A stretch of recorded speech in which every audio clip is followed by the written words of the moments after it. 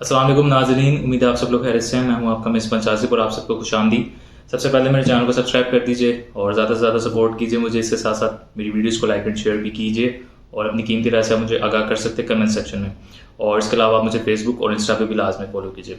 सो आज है जी 24 अक्टूबर 2023 और टोयोटा की न्यू प्राइजेज जो हैं वो आ चुकी हुई हैं और प्राइजेज जो है इसको रिवाइज किया गया है।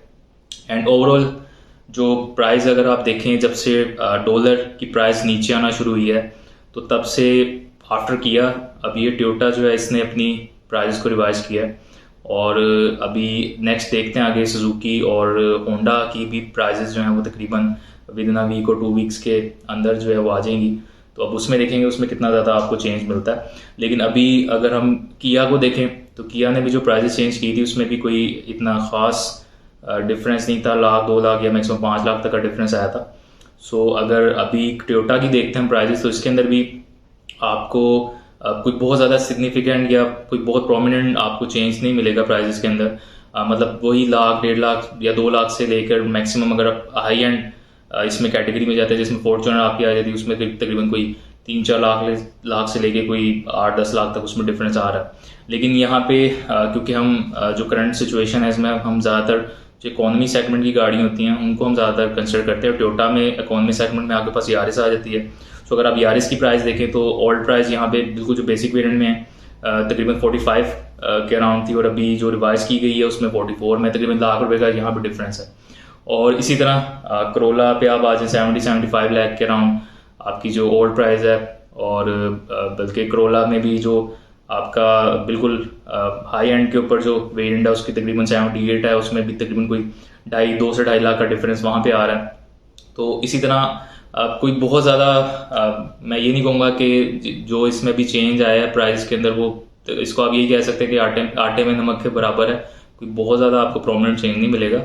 और मेरा ये ख्याल है कि एक बंदा अगर जो है 70 अगर कोई 70 लाख की गाड़ी है, अगर वो 70 लाख की गाड़ी खरीद रहा है तो अगर तो उसकी ओल्ड प्राइस जो है वो उससे अगर 70 to 73 लाख थी तो वो अगर 70 लाख की वो अभी रिवाइज प्राइस पे खरीद रहा है तो वो फिर 70 to 73 पे भी खरीद सकता है।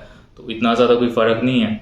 और मेरे ख्याल से इससे ज़्यादा तो जो आपके पैसे हैं वो आपके रजिस्ट्रेशन पे लग जाते हैं। तो खैर यहाँ पे जो अभी ये चेंज किया गया है मेरा नहीं ख्याल कि ये इस चीज़ को जस्टिफाई करता है कि ये, क्योंकि हमेशा से हमारा ये हमें बताया जाता है स्पेशली अगर पाकिस्तान में जो ऑटोमोबाइल मैन्युफैक्चरर्स हैं जितने भी, जब भी डॉलर की प्राइस ऊपर जाती है तो उसके साथ साथ फिर जो गाड़ियों की प्राइस हैं और भी चीज़ों की प्राइस हैं वो ऊपर जाती हैं डिफरेंट इंडस्ट्रीज़ के अंदर।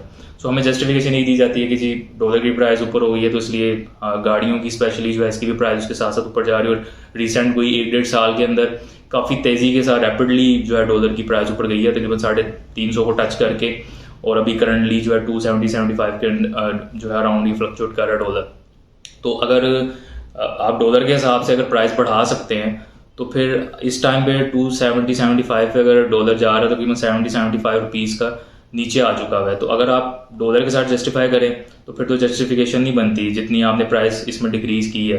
तो इस हिसाब से तो फिर देखा जाए तो एटलीस्ट कोई अगर इकोनॉमी सेगमेंट की गाड़ी भी अगर हम उठा लेते हैं या हम यारिस को ले लें या करोला को ले लें तो उसमें एटलीस्ट कोई 4-5 लाख का डिफरेंस होना चाहिए अगर आप डॉलर को फॉलो कर रहे हैं। लेकिन यहाँ पे जस्टिफिकेशन नहीं बनती।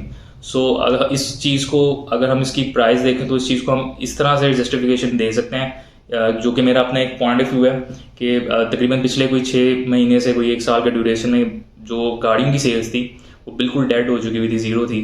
और मेरा ये ख्याल है कि जो कंपनीज़ हैं उन्होंने शायद एक थोड़ा सा आप कह लेते हैं कि कंज्यूमर्स को या बायर्स को अट्रैक्ट करने के लिए कि छोटी सी एक स्ट्रैटेजी शायद यूज़ की है।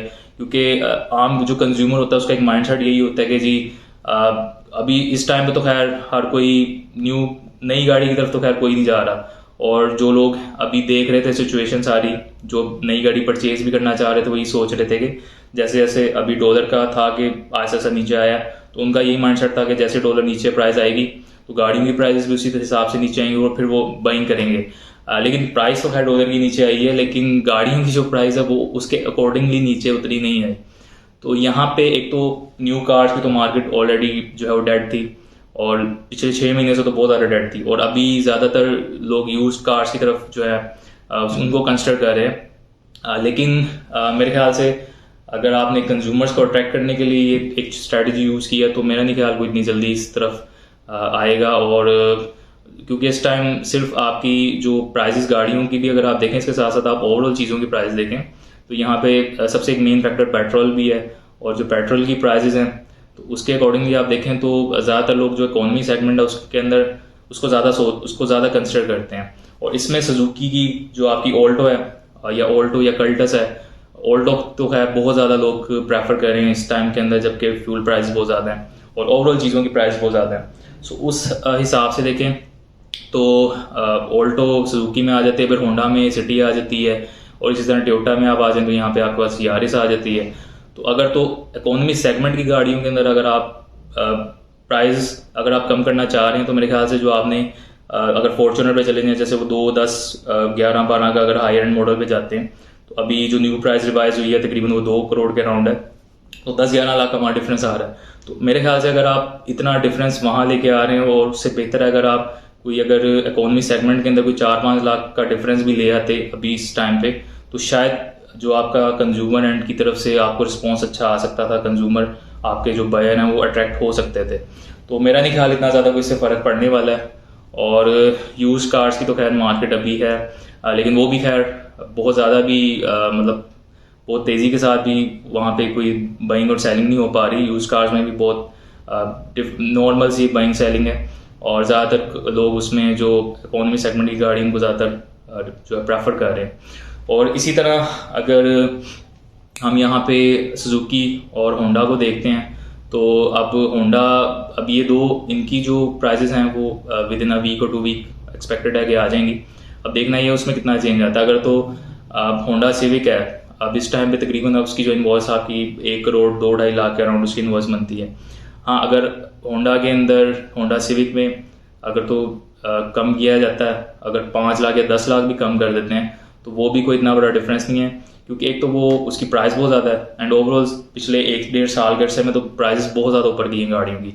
और मेरे ख्याल से अभी अगर आप देखें तो वैल्यू फॉर मनी भी आपको नहीं लगती हैं गाड़ियों की जो इस टाइम, स्पेशली सिविक भी अगर मैं देख लूँ तो अगर आप उसमें 5-10 लाख भी कम कर देंगे और जो कि होगा नहीं, इतना ज़्यादा डिफरेंस शायद ना आए। हाँ, 5 लाख तक का शायद आ सकता है उसमें डिफरेंस। तो एक बंदा अगर 95 लाख खर्च कर लेगा तो वो 1 करोड़ या 1 करोड़ 2-2.5 लाख भी खर्च कर सकता है, तो इतना ज़्यादा कोई इसमें मैटर नहीं करता।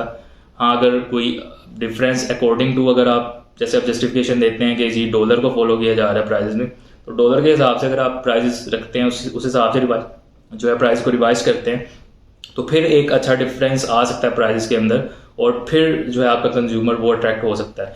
सो नॉर्मली अभी जो मार्केट है उसमें ज़्यादातर लोगों का जो इस टाइम रुझान है वो यूज कार्स की तरफ ही है।